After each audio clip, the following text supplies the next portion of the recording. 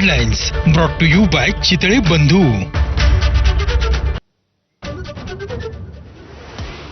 युद्धाच्या 13व्या दिवशीही आखात होरपळलं. इस्रायल आणि अमेरिकेचे इराणवर जोरदार हल्ले. इराणकडूनही बॉम्बचा कडवा मारा. युद्धबळींचा आकडा 1300च्या पार. अमेरिका विरुद्ध इराण युद्धावरून देशात राजकारण शिगेला. काँग्रेसकडून युद्धातही राजकारण. मोदींचा घणाघात तर पंतप्रधान मोदी अमेरिकेच्या प्रभावाखाली. अरविंद केजरीवालांचं टीकास्त्र. रिलायन्सच्या मदतीनं अमेरिका टेक्सासमध्ये ऑइल रिफायनरी उभारणार. $300 अब्ज करार. रिलायन्सची रिफायनरी जगातली सर्वात शुद्ध असेल, ट्रम्प यांचा दावा. पुढच्या 2 वर्षात महाराष्ट्र UAE सिंगापूरलाही मागे टाकणार. अर्थसंकल्पावरील चर्चेदरम्यानच्या भाषणात मुख्यमंत्र्यांचा विश्वास.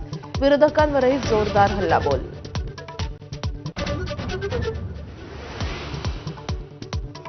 माजी मंत्री एकनाथ खडसेंच्या अडचणी वाढण्याची शक्यता.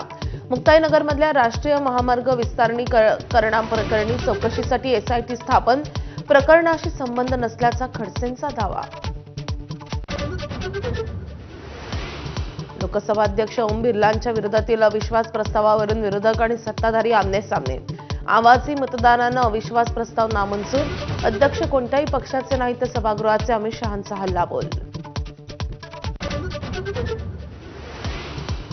13 वर्षांपासून कोमामध्ये असलेल्या रुग्णाची जीवनरक्षक प्रणाली काढण्यास कोर्टाची परवानगी.